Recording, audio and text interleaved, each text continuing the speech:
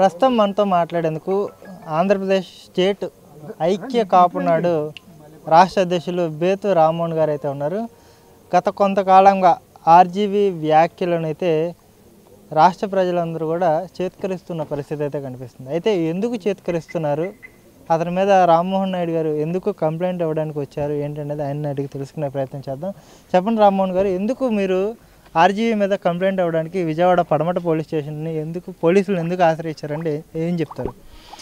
RGV గతంలో చాలామంది నాయకుల మీద, సినీ పరిశ్రమలో ఉన్నటువంటి అగ్రనాయకుల మీద కూడాను విమర్శలు చేశారు.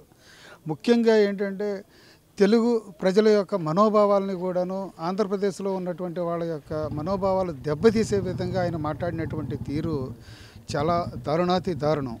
ఎందుకంటే ఆంధ్ర వాళ్ళని కించపరుస్తూ తెలంగాణ, ఆంధ్ర, తెలుగు ప్రజలందరూ కూడా అన్నదమ్ముల వలె విడిపోయినప్పటికీ కూడాను ఈ రెండు ప్రాంతాల మధ్య చిచ్చు పెట్టేటటువంటి విధంగా అతను తెలంగాణ వాళ్ళని పొగుడుతూ ఆంధ్ర వాళ్ళు ఏదో తెలంగాణ వాళ్ళని చేశారు అనేటటువంటి విధంగా మనుషుల మీదే నడిచారు, శవాల మీదే నడిచారు అనేటటువంటి మాటలు మాట్లాడడం ఆర్జీవీ గారు చాలా ఘోర తప్పిదం చేశారు. ఎందుకంటే ఆర్జీవీ ఈ ఆంధ్రప్రదేశ్లో జన్మించి హైదరాబాద్లో ఉన్నప్పటికీ కూడా హైదరాబాదు అంటే తెలంగాణకి, ఆంధ్రప్రదేశ్లో ఉన్నటువంటి ప్రజలకి మరి వీళ్ళిద్దరి మధ్య కూడాను గొడవలు సృష్టించడానికి మరి చేస్తున్నటువంటి కుట్రగా మేము భావించి ఆయన యొక్క నోరును కూడాను అదుపులో పెట్టుకునే విధంగా మరి ఆయన్ని ప్రభుత్వం కూడాను శిక్షించే విధంగా మేము ఇక్కడ కేసు పుటప్ చేయాలని చెప్పేసి స్థానికంగా విజయవాడ మరి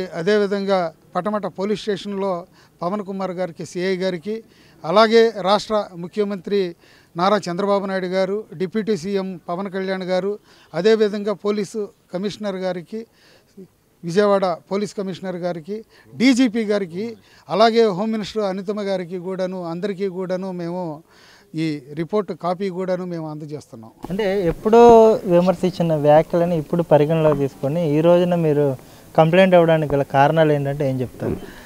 గతంలో కూడా, గత ప్రభుత్వంలో కూడా ఇదే స్టేషన్లో నేను ప్రత్యేకంగా మా యొక్క అనుచరులతోటి, మా సంఘీయులతోటి ఇక్కడ కంప్లైంట్ చేయటం అనేది కూడా జరిగింది.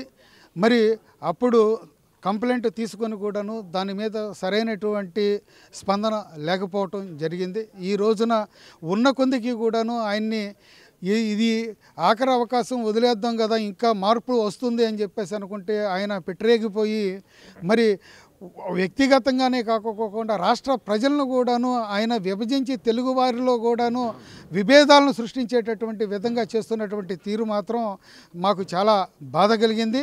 దాని మీద ఆర్జీవీ లాంటి వ్యక్తి చీడపురుగు ఈ రాష్ట్రంలో, దేశంలోనే ఉండకూడదు అనేటటువంటి ఉద్దేశంతో మేము ఆయన్ని ప్రభుత్వం శిక్షించాలని చెప్పేసి మేము కోరుకుంటున్నాం.